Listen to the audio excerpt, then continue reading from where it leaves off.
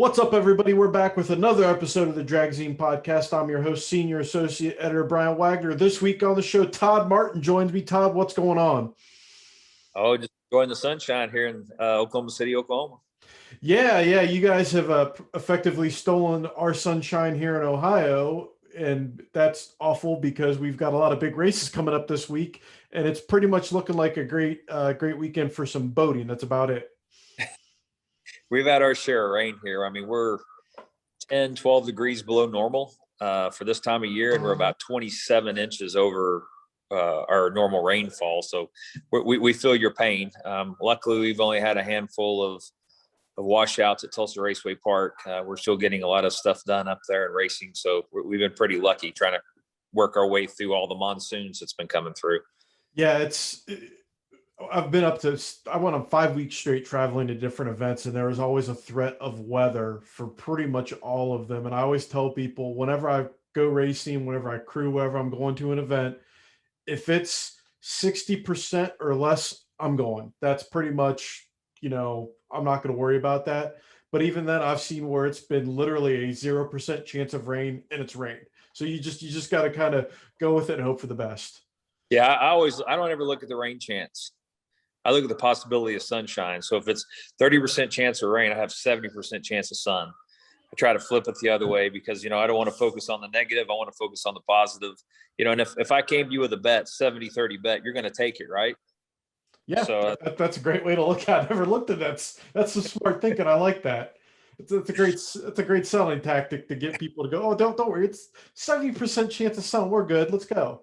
Right. So I don't focus on the negative, and when I started with the track deal, man, I used to kill myself looking at the weather constantly, and there's a lot of things in my life I can control. The weather is not one of them. So we do the best we can and make the best adjustments for the racers. I'm sure like all the other tracks, like poor Tyler, I think they finally said he had 28 or something like races that all had rain chances in them. And they finally had one race that had no rain chance. They broke the curse. So it's tough business. It was funny when I was actually, one of the events I was at was the PDRA race up at Norwalk when they were having rain. And people were kind of grumbling, oh, maybe they should, cancel the event. I'm like, listen, y'all never been to Norwalk. You don't know how Bill Vader operates. Once he says we're going to have an event, unless it's a complete and total monsoon, he's going to do everything he can, burn as much jet fuel as possible in that track dryer to get some kind of racing. End of discussion. Most definitely he is.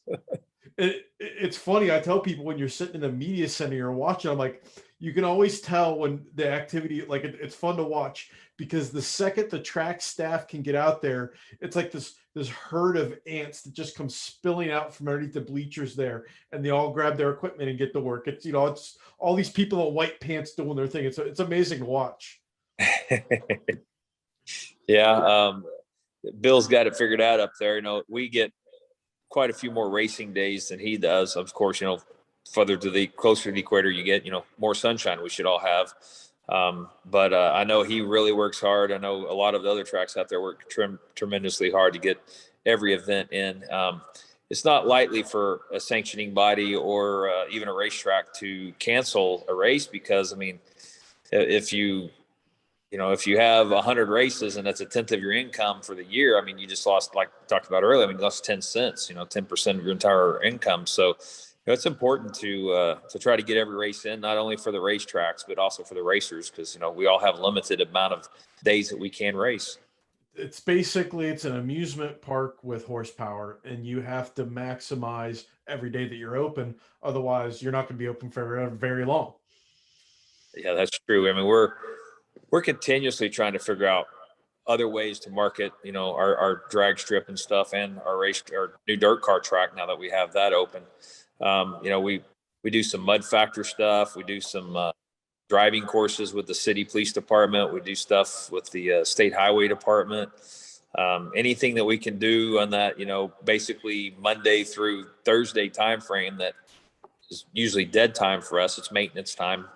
But we try to figure out other ways to bring revenue into the racetrack because, like you said, we're really in the entertainment business. We're just not championship wrestling. We're drag racing.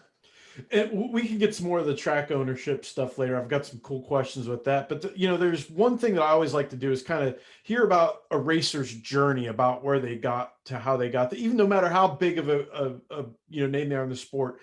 It's always fun to hear how they got to where they are. Maybe they can reveal some details you may not have heard of. But how did you end up behind the wheel of a pro mod? Because that's not something that again, a lot of people automatically jump into or have as a goal. Yeah, my journey is a really cool one. There's a neighbor that moved in when I was 8 years old named David Morris, and him and his wife and his best friend Steve Hand were hot rodders, and they were young and had no kids. And my dad was gone quite a bit trying to provide for our family as a truck driver, union truck driver. And I just got to know David. He was 21 or 22 and I was 9. And they started building this Firebird, and they started going to Ardmore to race. And then they said, hey, you want to go racing? So I went to my first race at Ardmore, which is the oldest consecutive drag strip in America, the Carroll Zone. And started going down there with David. And as the years went by, he opened up an auto mechanic shop in Mustang, Oklahoma, where I'm from. And I worked for him after school and on the weekends. And then I wanted to go racing when I was 16. So I I borrowed money from my girlfriend. It was her tuition. It was due in January. And I borrowed her tuition from her in October to buy a 66 Nova, which I still have today, from a guy from Mustang that owned the auto parts store. And I borrowed $8,000 from her, and I had to get it back to her, like I said, by January, so she could pay her tuition to go to college, her freshman year, of course. And I street raced and played poker until I got her paid back. And I was even like a week early or something like that. It was incredible. So then David and Steve started helping me learn how to do the super stock, goop, super gas kind of deal in that Nova. And then I joined the military and I had to go to college. Still wanted to race. So during that time period, I would just go to the races, and I never really could afford to race because I was gone so much and going to school, being a broke student, working and everything. And then I decided, well, I can't build a fast race car, so I'm going to build a motorcycle. So we had a local guy around here that's, Oklahoma has great history, not just for cars, but for motorcycles. Now, Sam Wills is here, and he's built top fuel motorcycles for years. And there's a local guy, Phil Matthews, that was kind of the guru of funny bikes back in the day. And I asked him to build me a super comp bike. So I built an 890 super comp bike, raced that 1 year, won every race but one race that I went to. And then I decided I was going to buy a funny bike. This is really easy. We're gonna try this out. By that time, I picked up a good friend that was a sponsor, and then later in life ended up being my father-in-law, with Sherry's dad, Bill Bright. He owned a couple companies, and he's like, hey, I've owned horses, I've owned sprint cars, I've owned all kinds of stuff. Let's try this drag racing deal. And so he helps me buy my first funny bike, and that had to be like in 1997 timeframe. First year out, we won Pro Rookie Team of the Year, and I finished second in the world. And I raced those for 4 or 5 years. Fell off a couple times. Thought it might be, now business is getting better and everything. So I think, well, I'm going to try to go pro mod racing. So I buy a 66 Corvette, brand new car, from a local guy here that helps Kurt Pipke out. He's been around for a long time, John Woods. And he used to have a company like Elite before Elite was around. He would buy stuff when people would retire or when people wanted to get out of the business for whatever reason that may be. I bought a car from him, and David and Steve helped me build a blown big block for it. I raced that for 3 or 4 years, and then I'm like, okay, it's time to do the real deal. I want to go real pro mod racing. But I had Steve Bruce build me a 53 Studebaker, which is a body right off of what was Scotty Cannon's car. I still have that car till today. It's sitting out here in the shop right now. And I raced that for several years, and then wanted to go faster. And that's when the 80RL was getting big and going crazy. So I had Garrett build me an outlaw car. And then a couple years after that, Brandon Pez came over and lived with me for like 5 years and really taught me the business about pro mod racing and Hemis and all that. And, and then here we are today. And, 2021, I'm still racing pro mod, and I don't think I'm going to go anywhere for a while. The joke in my life is like, when are you going to quit? And I said, well, when I'm dead or broke, whichever comes first. So that's how the short story of the whole world of me getting into drag racing happened.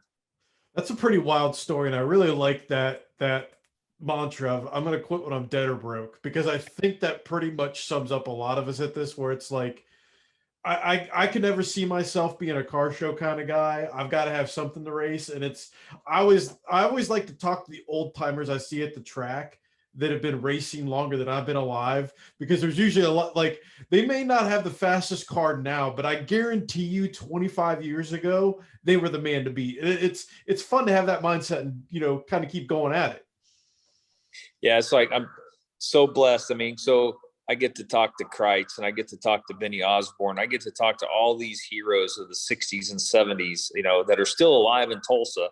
And I know those guys were the bomb back in the day. I mean, Benny Osborne is one of the best racers ever out there.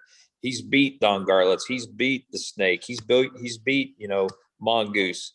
He's lived everything that I ever dreamed of reading. And today he just comes out and enjoys, the racing.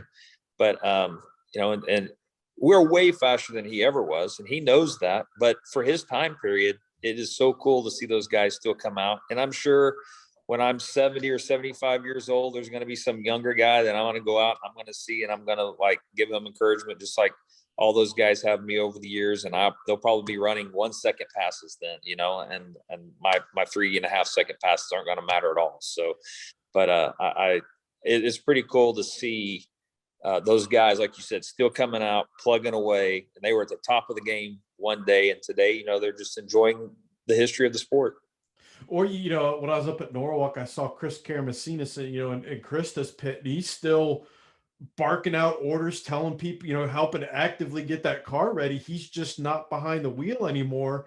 And you wouldn't think that guy's 90 plus years old, and he's done stuff in cars that are so sketchy that most of us would wilt and die. And, to him, that was the best they had back then.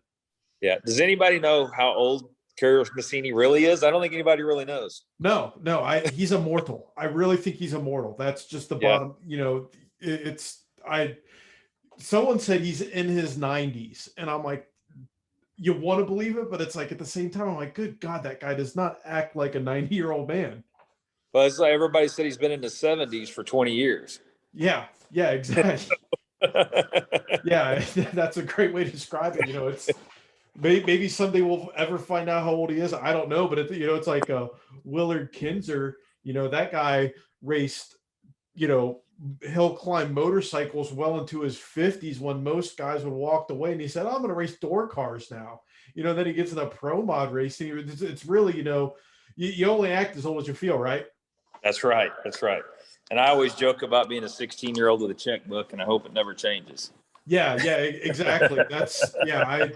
People always joke, adult money. I'm like, I hope the guy never get lottery money, because I'm going to go out and have I'm going to have a hangar full of race cars and things. You walk up, you're like, I don't know what that is, but I want it. That kind of deal.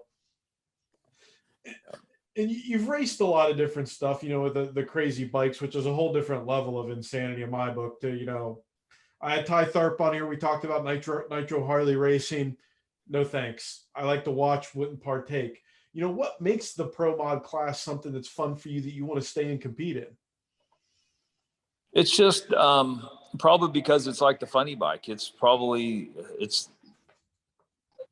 next to a nitro funny car. I think it's probably on the edge more than any other class. I have my A fuel license. That's fun to drive, but it's not difficult to drive by any means. I had a alcohol funny car for a while. That was pretty fun to drive, but it's still not like the pro mod. So I really have to say, top fuel funny car and pro mod are just out there on the edge, and that's where I like to be. I like the I really like the guys in the class, because the guys in the class, I feel that we're all the same guys pretty much.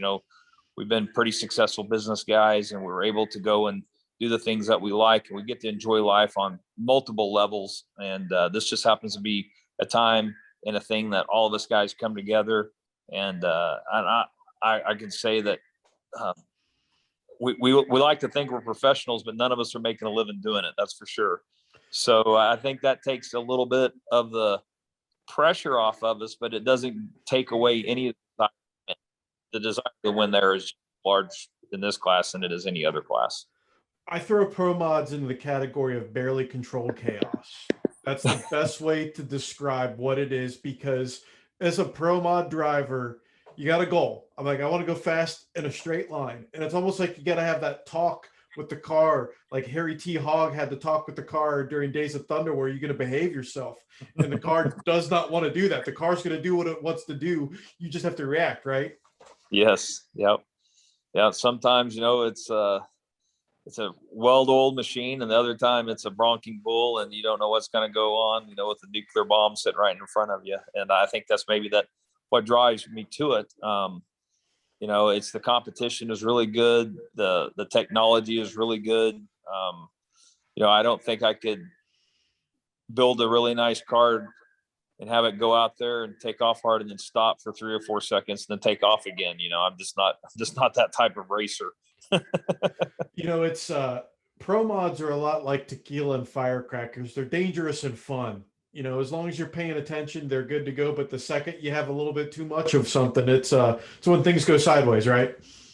Yeah, I mean, it's not for everybody. I mean, we've seen several other funny car drivers that get in pro mods, and you got to manhandle a funny car, where a pro mod is still pretty much 10 and 2 finesse, just like you were taught in driver's ed. You'll put the thing upside down. I just know there's, like, when I get in the car, it's just, to me, it's soothing. I get in there and it's like, I don't, like, you hear the car, I'm like, no, not unless it's on fire or, the rods are hanging out of it. I don't hear the unusual noises that, I hear the noises that aren't supposed to be there. I don't hear everything else, like in the burnout and everything. It's become so surreal to me. And it's like, for that period of time that you make the pass in the car, I mean, you become part of the car. I mean, the car cannot operate without you, and you cannot operate without that car. You become the intelligent life form of that vehicle. And I think that's probably, I really get drawn into it. I mean, most drivers have ADD anyway. We all know that, right? So, I mean, that's the focused amount of time that we have to be our best. And it's amazing that what these guys can do, these guys and girls that can do nowadays, all the way from Top Fuel all the way down to junior dragsters. A few years ago, Craig Sullivan let me sit and start up his screw blown pro mod, and that was an experience on a whole new level, just because I guess I'd sat in race cars before, but I'd never sat in a screw blown pro mod where literally you see engine, that's it. And I'd never been in a car when you fire it up like that and it's trying to shake your soul out. And that right there, I think, is what draws racers and spectators to the class, is because it is the most visceral class outside of a nitro deal, hands down. So I did the same thing. So I know you put some couple of good photos in your magazine and stuff. And that's Wilson. He's been over to Tulsa a couple times, and I put him in the car and let him start it. Or we started one time with him in the car, and he came out and he's like, holy cows. And I've done the same thing with Red. He's been by the track, and let him be in the car. And till you get in there and you realize that there's really only about a 12-inch wide by 12-inch square that you're driving, 200 plus mile an hour looking at, and it's going into the sky and back down to the track, depending on if it's raising the wheels and running on the wheelie bars or not. It's not like getting in your pickup truck or your Jeep and be able to see a country mile. I mean, we really have a 12 by 12 area that we're looking through to drive the race car. Not to mention, if you're in the left lane, you're like looking between linkages to try to see the tree. That's another thing. I'm like, all right, so how do you see the tree when you're in the left lane? He goes, oh, I look between here and here on the linkages. I'm like, all right, that adds yet another factor to the insanity. And it did deter me. I'm like, all right, so how much drugs am I gonna have to sell to buy one of these? Because I kind of want to make a pass in this now. So, like the hat has, most of them have 3 whole hats in it. And depending on where the groove goes, the guys have to line me up. We want to be in the groove, right? But I've had to like stretch my neck and look around and look in between one of the low points and between the ejector hat to see the top bulb to even know when to leave sometimes. So yeah, it gets, there's some things that come into play with driving one of these things. It's not normal. That's for sure. Yeah. I'll never complain about driving my turbo car at that point. Like, oh, you can't see anything. I'm like, this is the greatest thing ever. I can see all the things. Yeah, I tell Haney if he ever got inside of a blower car, he'd run out screaming because they're totally different from the nitrous cars. They just make so much more noise, and there's more sensational overload, I believe, in a blower car than a nitrous car. Turbo cars. And I'm a turbo guy. People don't realize this, but I was racing turbos, in the 90s, late 90s on my funny bike. I went out one Sunday and took the Garrett turbo off of my 7.3 liter diesel pickup truck and put it on my motorcycle because my Ray J had burned up and I had to have a friend take me to the races. And it worked. I mean, it was a crazy deal, but I like turbos. I mean, I think they're a really cool class. Where they are today is way far beyond where I was at, of course, but I love the parity of the turbos, of now the Pro Chargers, the nitrous cars, and the the screw blown cars and the reach cars out there. I just like that. And then not every car looks the same. I still am kind of old school. I know that we have corporate America out there, but I don't come in Monday and have to answer to anybody after a race. So I still believe the car is the theme, because it was always, the snake, the mongoose, the snowman, whatever, Red Baron, whoever out there. So that's why when I put my team together, Lethal Threat, and I was going to be a pro mod guy, I had to have a figure that's the top hat guy that goes on there. And I would love to see, Sully does a great job of doing a theme on his car. And there's a couple other ones out there, of course. When we started racing with Carpenter and Scotty Cannon and Bill Coleman, when I was a kid watching all those guys, it was all about the car, the tomato and so on and so forth. And, I know we have to have corporate sponsors and people to pay the bills, but I just really wish Pro Mod would lean a little bit more to that direction and go back to that nostalgia part of where it's about the car. And, again, there's certain people that want to rail against the guys on Street Outlaws, but you know what? They have found a way to channel that with their personas and the cars. And I've been to these events and it's like old school. Like the people are cheering for, the Fireball Camaro or the Death Trap, it's, the Crow or whatever it may be. Right. Yeah. Yeah. Love them or hate them. Guess what? I watched those guys at National Trail Raceway pack 12,000 plus people, butts in seats, screaming, yelling, and bought tickets and bought stuff. Yeah. I'm not a very smart man, but I think I see a pattern there. Just saying.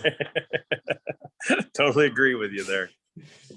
Speaking of being a smart man, I gotta hit up our first sponsor this episode, Moser Engineering. Moser Engineering has been racing across 5 decades through 3 generations of family. They've also been supporting sportsman ranks since the beginning with their lightning fast 2-day turnaround of different products. Everything they make, from axles, rear end suspensions, brakes, are made in the USA with one goal in mind, so you can win. To learn more, check us out on moserengineering.com, which, as always, I love to plug them and some of the sponsors that I have experience with because they are kid tested, mother approved. We have yet to break a Moser product on any of my project cars. So definitely a shout out to them there. And by God, we've tried. And what's great about that, the very first set of aftermarket axles, when I put that 66 Nova together that we was talking about, I put in that car, was a set of Mosers, and they're still in it today. I mean, that's a great, great company. They've been around for years helping out racers. It's funny. All of my project cars have slews of products from different manufacturers. And to me, this is a cut on myself because I think if you give products to those that are, we'll say, challenged, they're going to beat on your stuff and prove how strong it is. You got to look at the positive side of it. And that's how I look at it is they make great products because we haven't broken any of them yet. And then you can call Darren Mayer someday and ask him about me. He thinks that every part he's ever made I've broke. So he said I'm one of his best test facilities out there, and he just thinks it's the funniest thing.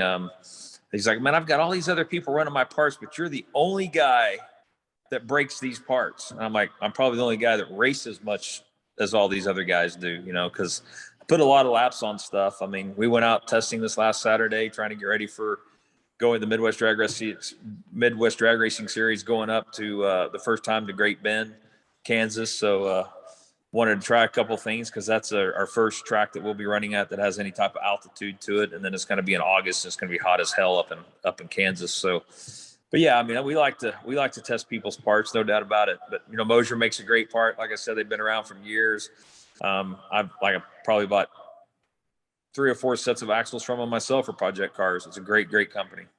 It's funny. I think that, again, companies love racers, especially guys at Drag Week, because they will do stuff with their products they didn't know were possible. And then they will break stuff they didn't think was possible to break. And the engineers will be like, how? And they'll learn to be able to improve the product because you just smile and you bring a blower back to there and said, I killed it. How did you do that? I don't know. Figure it out. Make it better. And then you walk away. It is so funny because a lot of people don't know this, but I have a Ferrari Challenge license and a Mercedes-Benz AMG license for the GT Coupe racing for SCCA. And, I've done a couple of those Mercedes deals and, you show up, you get in their car and you go do your test laps, get out. And when you come, you stop. It's like these 12 guys run out here with all these calipers and these computers. They're downloading, they're checking the tire wear, they're checking the brake wear, they're checking all this stuff. And I'm like, well, what's this all about? So all this data goes back to Germany, to Mercedes-Benz, because we know what you just did to this car. Now we want to know what the wear is on everything. And they just keep such great records. Us drag racing guys, I mean, we like to think that we have technology, but we're way far behind in our sport to keep up with some of the other sanctioning racings out there. I've learned, one of the things I've learned this year from a lot of people and racers is the phrase service life.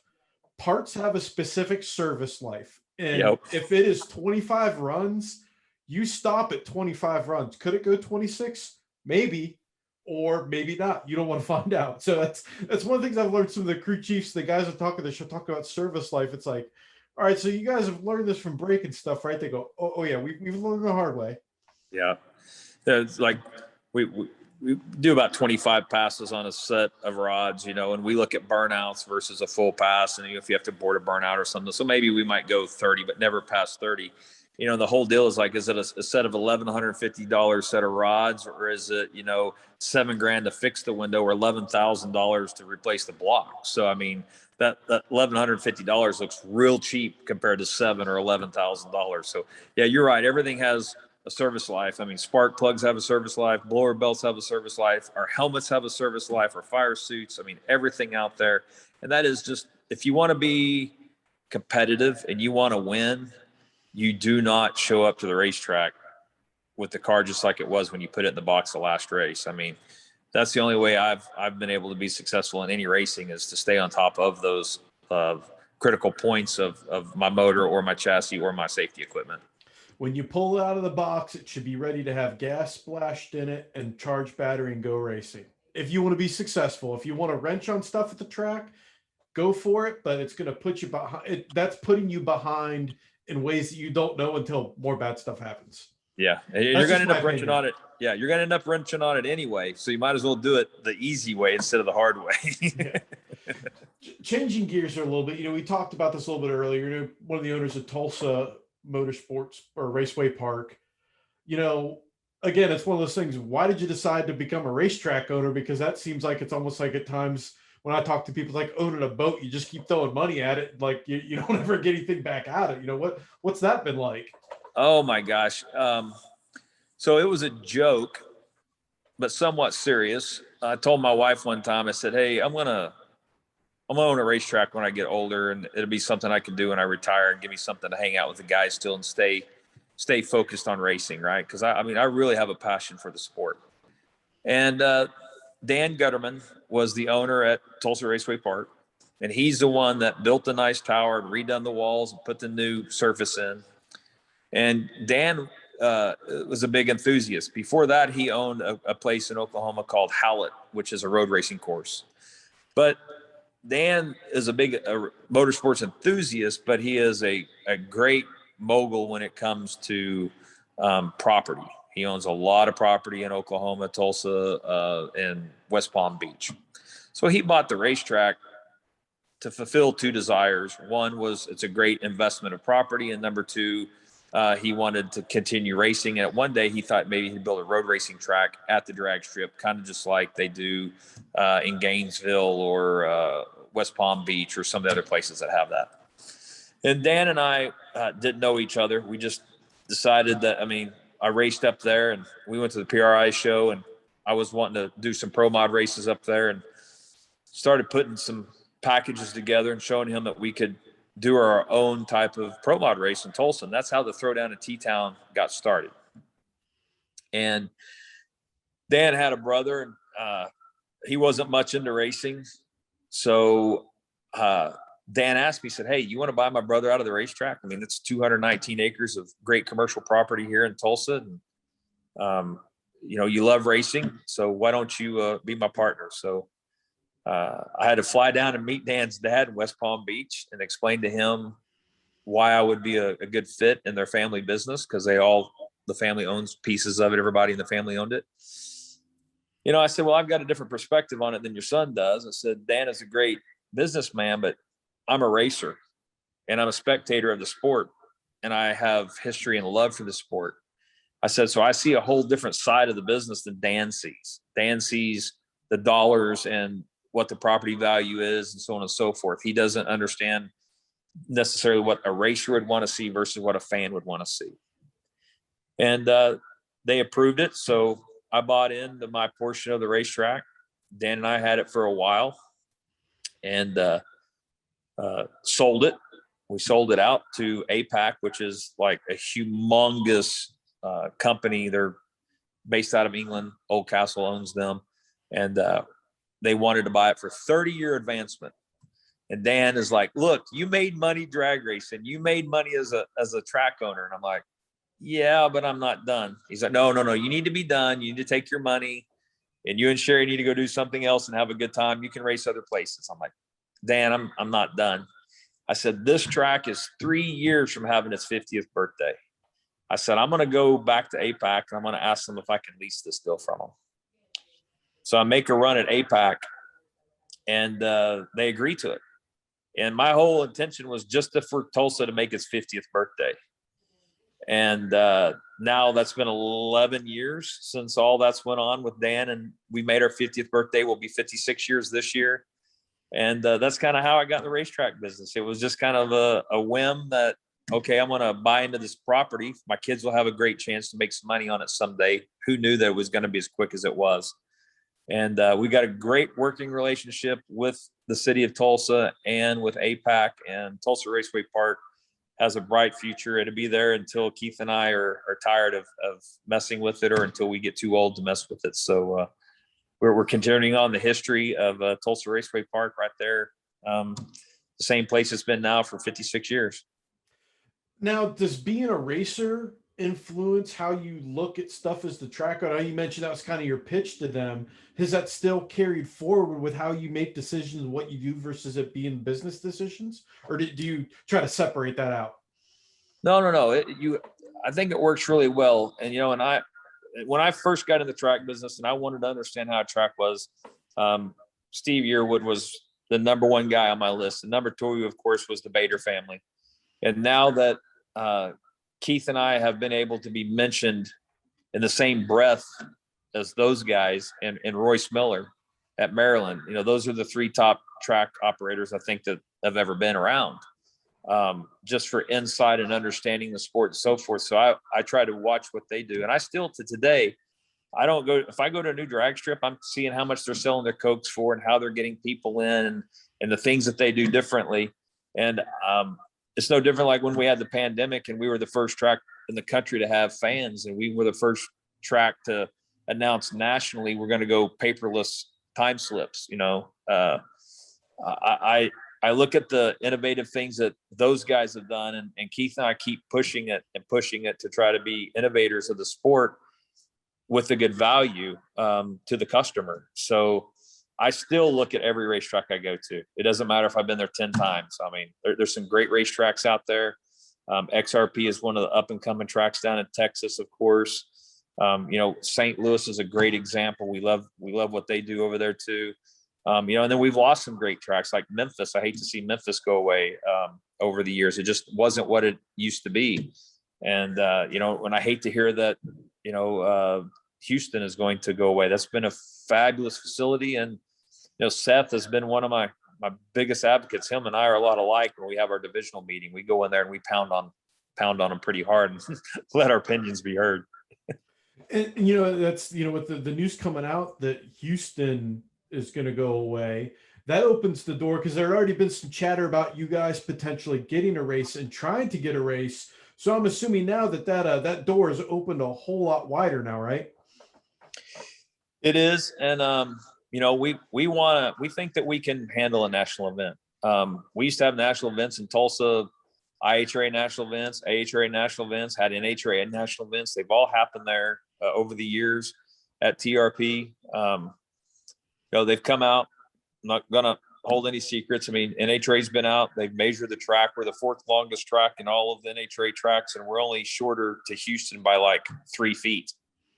We have, like I said, 219 acres. We do need to make some improvements. We need to add some grandstands. We need to repave some of our pits and add some more area for pit parking. But, all this stuff is doable if we can make sure that the community is going to be behind us, which I think we have one of the best fan bases there are in all of motorsports. Our fans come out to our races, even our bracket races and stuff. We have fans that show up to them at our divisional races.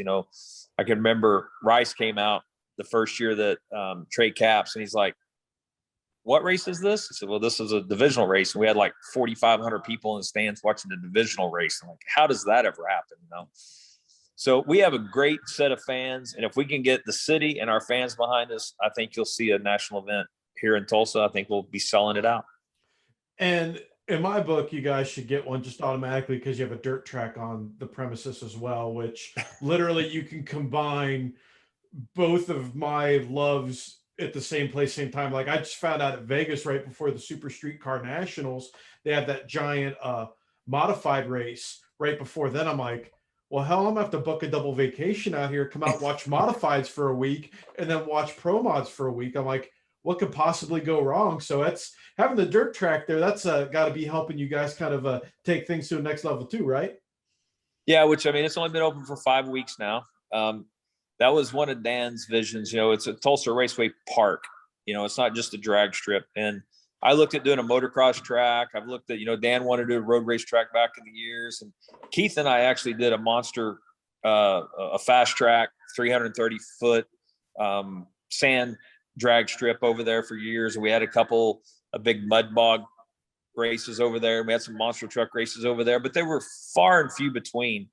We're like, we need to utilize this place a little bit better. And then we hadn't had a dirt track in Tulsa in 17, 20 years, something like that, downtown where it used to be at the fairgrounds. And we already had pretty much everything there. We already had the land. We already zoned properly. We already had the blocks. We already had the fence. We just rearranged stuff from when it was a drag race and mud bog track and reformed it into this dirt track. And we've been open 5 weeks now, and we're learning stuff about it. We got a good guy over there, Tim Cunningham. He was over in Paducah, and then he was at Memphis before that or after that. And he's got his hands full. I'm on him pretty hard because we want to succeed. We want to be a good dirt track along with a good drag strip. And, we want to keep helping the fans in dirt track racing and drag racing. I don't see it as a competition. I see it as a motorsports, because I like all motorsports. I'm a huge Formula One fan. A lot of people don't realize that, but yeah, I love Formula One. I love the dirt cars. I love the drag cars. I mean, as long as they're racing it, I'm pretty much happy with anybody racing. Oh, that's why I love with what Flow Sports has. This week so far, I think I've watched motocross, off-road trucks, dirt track, and drag racing all in one place, and that's all it is all the time. And you can turn it on and see some of those old school dirt track races. And it's funny because I was watching one night when they had Thursday Night Thunder when it was still up at the paved oval up at Indy, and lo and behold, there's Doug Coletta and Tony Schumacher battling it, or Doug Coletta and Tony Stewart battling it out. And depending on how the cards fall, you never know. You might see Doug Coletta and Tony battle it out again, but this time on a drag strip. Yep. Yeah, it's great to see those guys getting over in that stuff. Coletta came from there, and now Selzy's boys been doing it for quite a few years, and seeing the crossover between drag racing and the dirt cars, I think it's a great deal. I mean, when we have the Chili Bowl in Tulsa, we see all types of celebrities from all different types of motorsports coming up there for that. So, the crossover, we can all argue our class and our sport is the best, but what it comes down to is we're all racers and we're all having a good time and we're enjoying our passions. So That's what's important. And before we kind of shift to the last gear here, I have to hit up, of course, our other episode sponsor, Fast Superchargers and Cam Power Packages. The new Fast Supercharger and Cam Power Package for Chevy LS and Chrysler Gen 3 Hemi are perfectly matched for systems that combine especially designed comp cam's low shock technology camshaft with the proven performance of the Edelbrock TVS Supercharger. Fast engineers worked closely with Comp and Edelbrock to eliminate the guesswork out of choosing the right cam for boosted application. Visit fuelairspark.com for more information, which, again, that hits on an interesting subject that we could go on another thing for, I'm not going to say rant tirade about, is the availability of a new horsepower that you could go down to a Dodge dealership, pick up a new Gen 3 Hemi car, pick up one of those power packages, go to the track and have a blast in ways that we never, back in the day, you could never do. No, I've got myself into one right now. So one of my good friends that I play golf and poker with every week, he's having me put a new supercharger on his Toyota. So he has one of our other buddies bought one of the new T-Rexes, what are they, 800, 900 horsepower pickup trucks. And he's like, there's no way Kelly is going to get to have all this horsepower and I'm going to have my little old Toyota over here. So we got online and ordered him one of these Magnuson superchargers, and it's going to bump his truck up to like 700 and something horsepower. So yeah, it's insane now that you can just like pick up the phone, call somebody, and, a month or month and a half later, you're going to have everything you need to bolt on 500 horsepower. Easily. And that's what's, whether you do it yourself, you have a shop do it.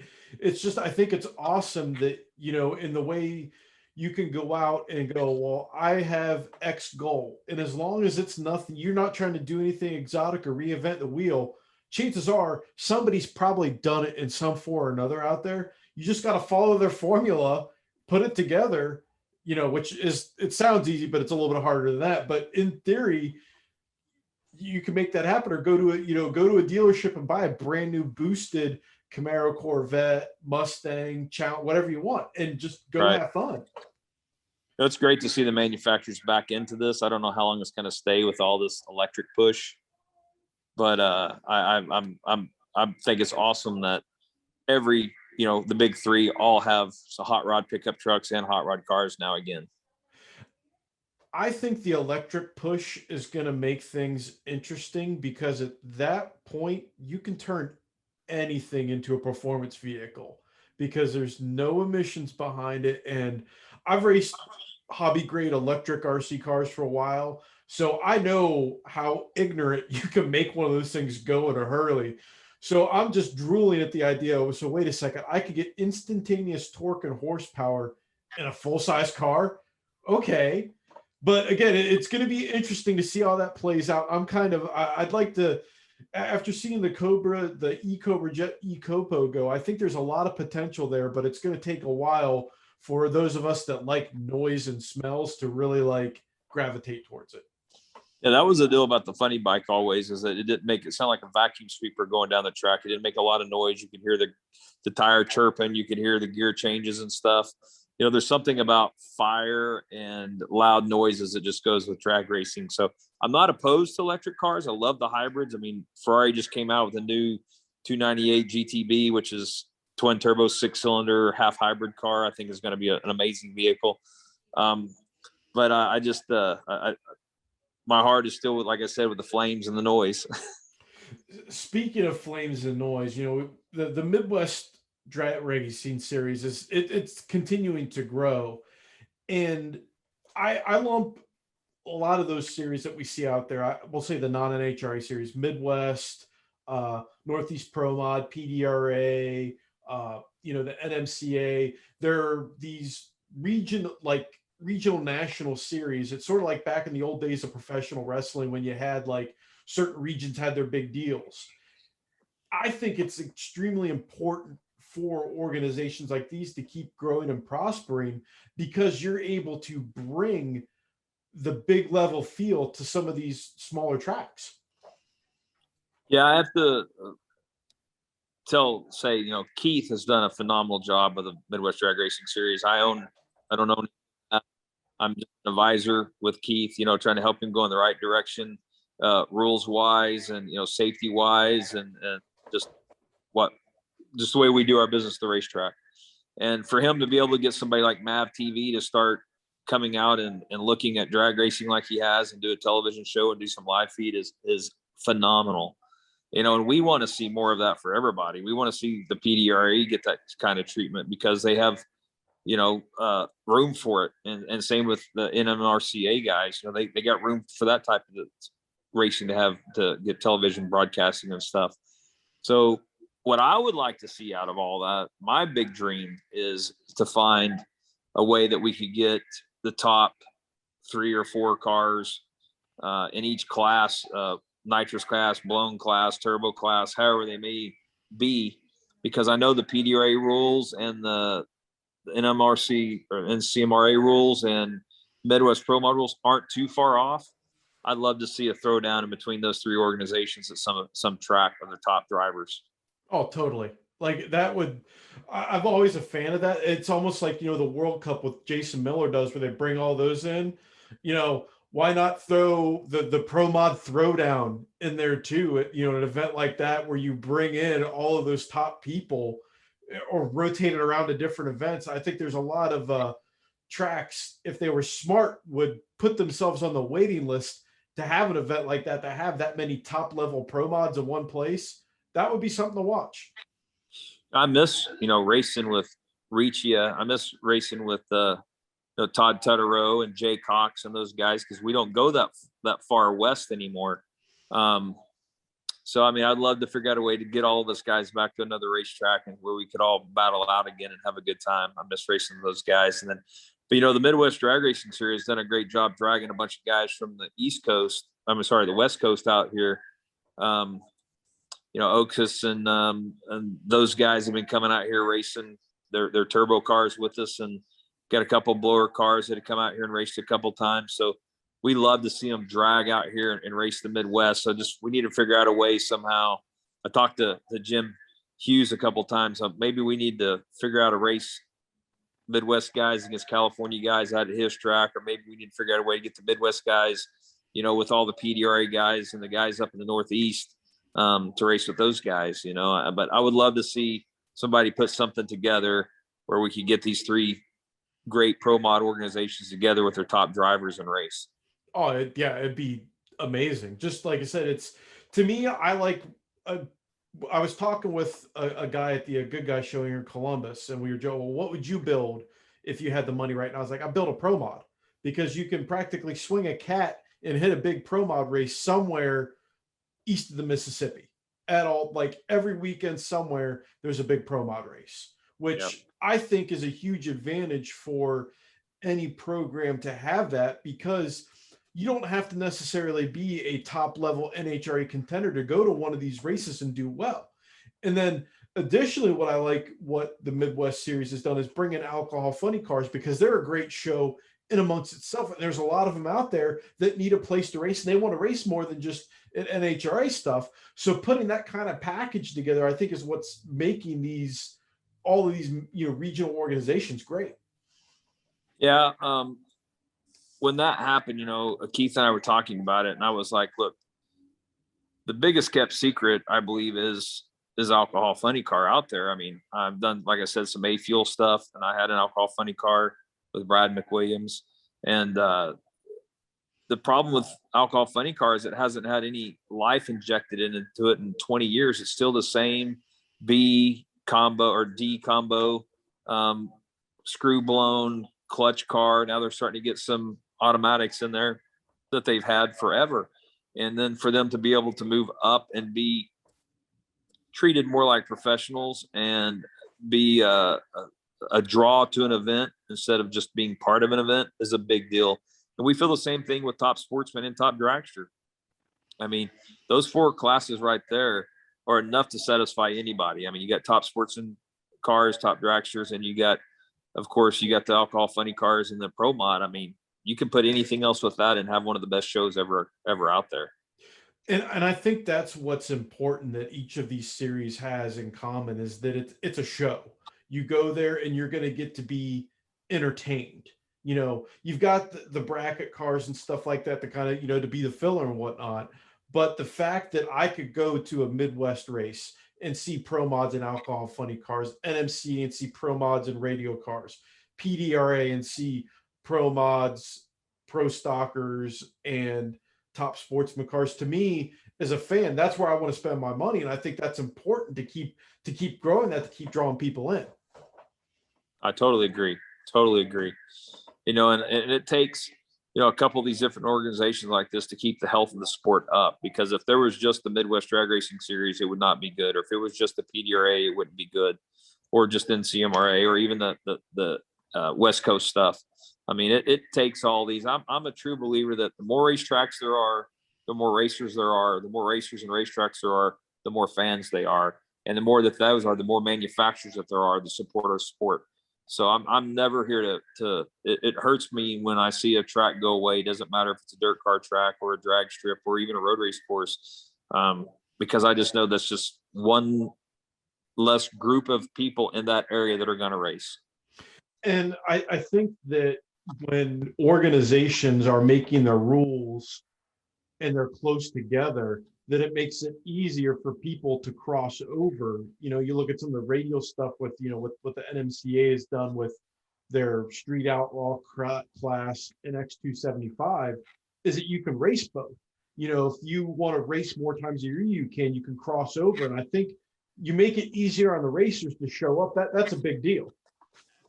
Oh, most definitely. I mean, that's something that I think Keith's worked with pretty well with all the other groups, is that we're trying to get the race, the rules closer and closer for each of the classes. So maybe someday we can have this big battle of the these 3 organizations, but it also makes it like, okay, so I can take 25 pounds on, or I can take 25 pounds off of my car. And now I can go race whatever, 2 or 3 other races or 5 races a year that I want to. So, I mean, I totally agree. I mean, I think that the rules being closer and everybody kind of massaging them to what fits their demographics at best is great. But we don't need to go back to the day when, when my Mustang, when we were racing what I call illegal, whether we had no rules at all, I was down to like 2360 or something like that. That car was like super, super light. And it was super expensive, and that took a lot of fun out of it, and now we've got some rules and we're still running the same car, and it hasn't hurt anything by being a little bit heavier. What it's done is made it where more people can race. And that's what we want. We want it where more people can race. And I think that on the same side of that too is, from a track owner's point of view, what do you think about, local tracks putting on more of the show? Because I feel that there are some track owners that they go through the motions, whereas there's other track owners that you go through their schedule, they're trying to make dog and pony shows, they're trying to do stuff to draw people in. I think that needs to happen more. What do you think of that? Well, the way that we build our schedule is this, and it's tough because people have a limited amount of money that they can spend on entertainment. And your diehard Friday night, Saturday night dirt car racers, that's what they do. Your diehard drag racers, that's what they do. But then you have to think about the other group that their kids are still playing sports, or they want to go to the movies, they want to go here, they want to go try something new. So you got to catch them. So the way that we've done it at Tulsa Raceway Park, we try to have one large event every month: April, May, June, July, August, September, October. So we try to have one big event per month, and then everything else we fill in with, bracket races or some other type of race that's going to go on, or Ford Shelby meet, streetcar takeover. That's a big event. But it's, so we try to figure out a way that we can hook our fan base once a month and not make them feel that they have to be there every weekend or they're going to miss out. There's an old saying that P.T. Barnum said, the circus only comes to town one time a year. And there's a reason for that. You can only draw those people out to do that so many times. So we don't want to overdo it. So we try to pack our shows once a month, and we try to have a throwdown, and then a divisional for a different type of racer, and then we'll have a nitro race, and then something else. Try to move the races up and down to draw that fan base. But if a racetrack's not trying to do that, you're right. They're just going through the motions, and they're hurting themselves, because there's plenty of other organizations that are looking for a place to race. One of the things that when Milan was still open and they did that Friday night shootout series, and you go up to that on a Friday night, they would pack fans in there for each of those monthly events, because it was a show, radio cars, pro mods, all kinds of stuff. And again, I think it comes down to, I think a lot of tracks need to get on board, I think, with putting more of that entertainment value in there, and do a quick 8 shootout on a bracket Saturday, where you have some guys that might have top sportsman cars or pro mod and come in. You'll help, you'll put some butts in some seats, and you never know. You might get some people to go, hey, I could bracket race my street car. There you go. Totally agree. Now, I always like to kind of throw some fun questions at my guests. Because I have a magical bank account, a time machine, all kinds of cool stuff on the Dragzine podcast, patent pending on all of it, of course. I'm going to put you in the time machine, and I'm going to give you some money too. So it's going to be a fun ride for you. If you could race any other class during any time in drag racing history, anytime, what class would you race, and who would be your crew chief? So an example, you could go back and have Don Garlitz as your crew chief back in the 50s or something like that? No, I would want to be in the 70s and 80 time frame, and I'd want Ace McCullough as my crew chief, and I want to race funny car. That's a very quick and direct answer. I like that. You feel like I've thought about it, right? Because I have. I'm like this. If I could, I've always loved Ace McCullough's demeanor, and I've met him a couple times, and out of all the great guys that I've met that have done this, there's just something with him that clicked with me. And then what he did, and the way he carried himself, and the way he walked in that era of funny car is my favorite. So that's when it would be. It'd be funny car, and Ed the Ace would be my crew chief.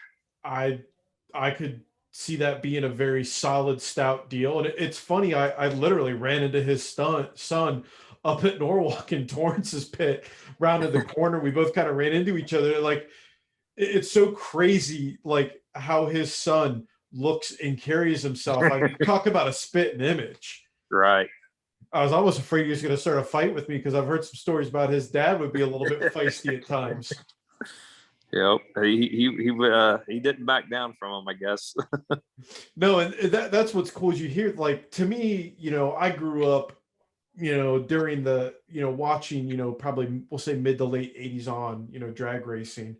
And to me, that's my golden era, seeing all those guys back then. It's always fun for me to talk to guys or ask guys about what it was like to race then, because I guess they didn't understand, or maybe they didn't realize at the time, or now they see it, how important and what it was to be in that point in history. It's like, playing next to a great player in the NFL that it's just your day job, but you don't realize what you're actually doing. Right. It's like over the years, Keith and I both became really close to John Collins. He raced the Pioneer in the JVC funny car back then. And, he would go racing with us, and he would tell us, how they would do it and what we're doing now. It's different, and how he was proud of us, which was, kind of odd, because here we are looking up to him, because he was, one of our heroes as when we were a kid with, the English leather and the JVC Pioneer cars. And so I totally get what you're saying about that. I mean, is that you look at them and what they did for history so that it paves the road for people like myself and all the other racers out there. And if you think about it, at some point, someone might be saying the same thing about you and Keith in pro mod racing, that, oh, well, back in the day, those guys used to be part of that big, if you think about it, the new golden era of pro mod racing and the stuff that we're seeing now, that, they're going to be in awe of the fact that you got to race with some of these names. Oh, he used to race with, so-and-so, or, Frankie Taylor and stuff like that, that it's neat to be able to think that you're etching your name in that history. I can tell you, and Tony the Sandman will tell you this for sure. The first time I really got to race with him, I'm asking to take pictures and stuff with him, because I'm like, hey, I remember when you raced with Scotty Cannon. I remember when I couldn't even, afford spark plugs to go race, and now I'm racing with you. And same thing with Bill Coleman. I got to race with him one time, and Jim Audie, and I was like, that was one of the coolest things, because I never ever thought I'd be at that level. And for somebody someday to say that I've achieved that level would be pretty amazing to me, because I don't look at it like that. I just look at it as like I'm a lucky guy that gets to race and owns a racetrack. And it's the same thing when, when you're doing something, you're part of it, you don't realize what you're doing, I guess, until later on down the line, or where you're at an event, where a record is set or something happens, and, working in the industry, it's like, oh, that was part of my job. And they're like, oh, well, you were there. I'm like, yeah, I was working. And it doesn't set in, I guess. Right. Yeah. Just like it's another day at the office. Yeah, like literally, I'm like, oh, I remember when Rivenbarker broke that record. I was, standing at the 60-foot mark on that side of the wall. Like, oh, you were there? I'm like, yeah, that's what I'm paid to do. Or, the big race, but that was between J.R. Gray and he was racing the dude with the white vet, that big monster grudge race with all the money on the line. I remember that because it was such an electric deal. But it's funny to hear other people talk about it. That's like, you all have that moment in history that you shared. Right. I totally agree. Well, Todd, our time here is coming to an end. I like to give my guests their opportunity to kind of channel their inner John Force and thank all their sponsors and where people to find them out and what they got going on. So I'm going to turn the floor over to you so you can thank who you need to thank, tell people where they can learn more about what you got going on. So the floor is yours, my friend. Have at it. There's so many people out there that help every racer that it just goes on and on and on. The guys that help me are true friends. I don't ask for a lot. I let some other people that are maybe not as fortunate as I am or have more guts than I do to ask. I don't like to ask for things, but I do have some great sponsors out there that help me out. They know who they are. I don't share a lot of that for the fact I don't want somebody else picking them up and picking up the phone and calling and saying, hey, well, I hear that you helped Todd out or helped you out. I mean, all my deals are kind of private.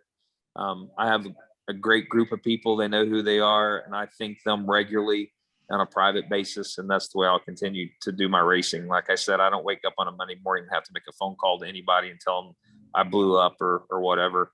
My wife already knows. So, but, there's a lot of people in the sport that I do want to thank. And like I said earlier, the new group with inside the Motorsports Association, the Drag Racers Association that we have with Houston, St. Louis, Tulsa, Vandermeer, I believe is in there. Of course, Vader's in there. Martin, Michigan, Yearwood. All those guys, I think that us putting a group together and a coalition together, trying to push drag racing even further for all of our spectators and fans and racers is a big deal to me. And I want to give a shout out to those guys of continuing to push in a sport and business that is not made for everybody. Totally agree. Totally. As far as Tulsa Raceway Park, where can people learn more about what you guys got going on there? TulsaRacewayPark.com, and of course on Facebook. We have one of the largest Facebook followers of even the national event tracks out there. We put a lot of stuff out there, so come see us there. And of course, we have. I'm going to plug the Throwdown at T-Town with the Midwest Drag Racing Series. We'll be back in October. Free tickets. If you've never been to one of these races, I'm telling you, it's one of the best pro mod races in all the country. And I'm not saying that because I race it and because it's at my track. I'm saying it because it's a fact. We've had people come from not just the United States, but overseas to come race with us and realize that, hey, this is what drag racing is about. And we have a great fan base, and our fans love our racers. So come race the Throwdown at T-Town someday. I would love to come to that event, but the problem is Patrick practically lives at your track. And if I tried to take any assignments from him there, he would kill me. He would murder me. I'm telling you, Pat, if we have a rain out for testing tune 2 weeks in a row, he is upset. He does not know what to do with himself. And, we get a lot of publicity. We have 5 or 6 great photographers at our racetrack all the time. We're constantly asking, people, how do I get photography and so on and so forth. And I sent them off to Robert Grice, and I sent them off to Patrick Red. I sent them off to Judd and Mary, and some of these other great guys that we have, Charles, that we have at the racetrack taking photos. That's why Tulsa has the fan base all the way from juniors to top fuel that come there and test, like Scotty Palmer, is because they get so much coverage when they come to our racetrack. Yeah, it definitely shows you have a very passionate group of people around there. And I think that really helps quite a bit. But I've got to thank our sponsors, of course, Performance Distributors, Airflow Research, ProCharger, Holly, MSD, Flowmaster, Comp Cams, Fuel Air Spark Technology, Eldebrock, Manley, JE Pistons, and Dart all help keep the podcast rolling. Todd, it's been awesome. I appreciate it. I'm going to make it to Tulsa at some point to check out an event and hang out for sure. Appreciate it. I know how I was picked, but it's been an honor to spend this time with you and talk about the favorite thing that we have in the world is drag racing and motorsports. So I appreciate your time, and keep doing what you're doing with your magazine and everything, and keep pushing. Appreciate it, sir. We'll see you soon. See ya.